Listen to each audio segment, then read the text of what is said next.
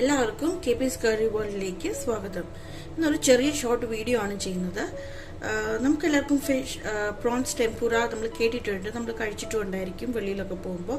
നല്ല ക്രഞ്ചി ആയിട്ടുള്ള പ്രോൺസ്. അപ്പോൾ ഇന്ന് അത് നമുക്ക് എങ്ങനെ എളുപ്പത്തിൽ ഉണ്ടാക്കാം എന്ന് നോക്കാം. അതിന് ഞാൻ കഴുകി വൃത്തിയാക്കി വെച്ചിരിക്കുന്ന പ്രോൺസ്, ഞാൻ വാല് കളഞ്ഞിട്ടില്ല, വച്ചിട്ടുണ്ട്. പക്ഷെ വാലിൻ്റെ ഇവിടെ നമുക്കൊരു ചെറിയ ടെയിലുണ്ട്, അത് ഇച്ചിരി ഷാർപ്പാണ്. നമ്മളത് എപ്പോഴും അത് എടുത്ത് കളയണം. ഇതിപ്പോൾ ഞാൻ ക്ലീൻ ചെയ്ത് വെച്ചിരിക്കുകയാണ്. അതുപോലെ ഇത് കോട്ട് ചെയ്യാൻ വേണ്ടിയിട്ട് എഗ്ഗ് ബീറ്റ് ചെയ്ത് വെച്ചിട്ടുണ്ട്.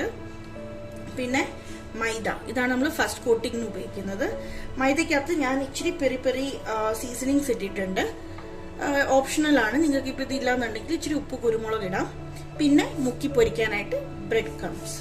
അപ്പോൾ ഇത് നമുക്ക് എങ്ങനെ ഉണ്ടാക്കാമെന്ന് എളുപ്പത്തിൽ പെട്ടെന്ന് നോക്കാം.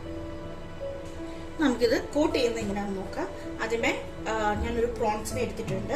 അത് മൈദയിലേക്ക്, നമ്മൾ സീസൺ ചെയ്ത് വെച്ചിരിക്കുന്ന മൈദയിലേക്ക് മുക്കുക. മുക്കിയതിന് ശേഷം എഗ്ഗിലേക്ക് മുക്കുക.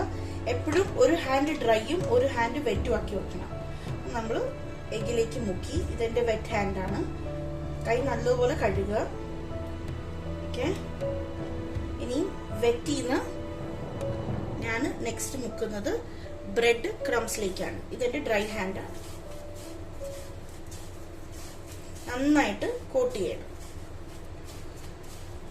പിന്നെ പ്രോൺസ് ഞാൻ മാരിനേറ്റ് ചെയ്ത് വെച്ചിരിക്കുന്നത് ഓൾറെഡി ഇപ്പോൾ ഒരു 1 hour ആയിട്ടുണ്ട്. ഇതിനകത്ത് ഉപ്പ്, റെഡ് ചില്ലി പൗഡർ, മഞ്ഞൾ, കുരുമുളക്, ജിഞ്ചർ ഗാർലിക് പേസ്റ്റ്, ഇത്ര ഇട്ടിട്ടാണ് ഞാൻ മാരിനേറ്റ് ചെയ്ത് ഓൾമോസ്റ്റ് ഒരു 1 hourലേക്ക് ഞാൻ ഫ്രിഡ്ജിൽ വെച്ചത്.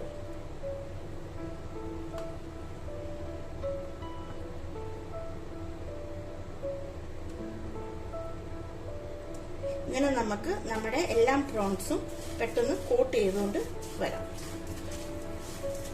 കണ്ടേ, നല്ലതുപോലെ ഇത് കോട്ടായിട്ടുണ്ട്.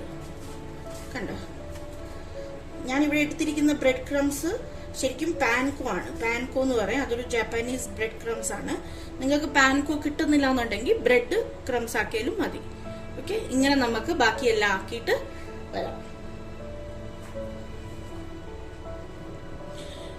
നമ്മളെല്ലാം പ്രോൺസും നല്ലതുപോലെ കോട്ട് ചെയ്ത് വന്നിട്ടുണ്ട്. ഇനി നമുക്കിത് ഓരോന്നോരോന്ന് വറുത്തെടുക്കാം.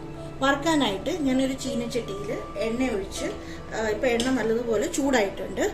ഇനി ഞാൻ ഇതിലേക്ക് ഓരോന്ന് ഇട്ട് നമുക്ക് വറുത്തെടുക്കാം.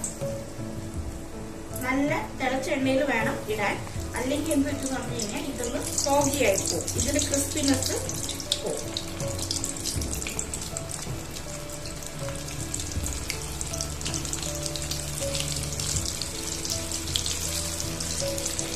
ഒത്തിരി ക്രൗഡഡ് ആക്കണ്ട, നമുക്ക് കുറച്ച് കുറച്ചിട്ട് വറുത്തെടുക്കാം.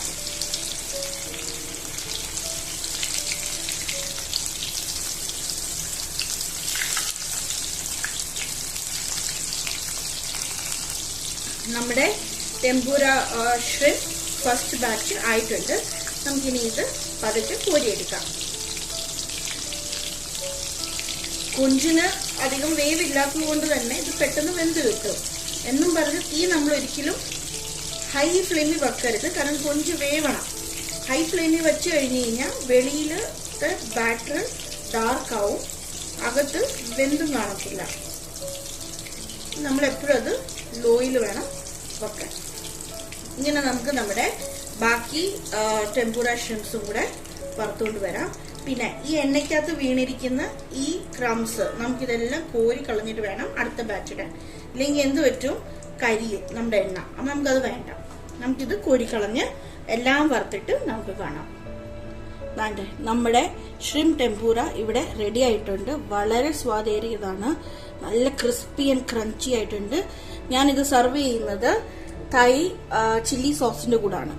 ഇച്ചിരി സ്പൈസിയാണ്, ഇച്ചിരി പുളിയുണ്ട് ആൻഡ് ഇച്ചിരി എരിവുണ്ട്. Sorry, spicy, sir and sweet ആണ്. സോറി.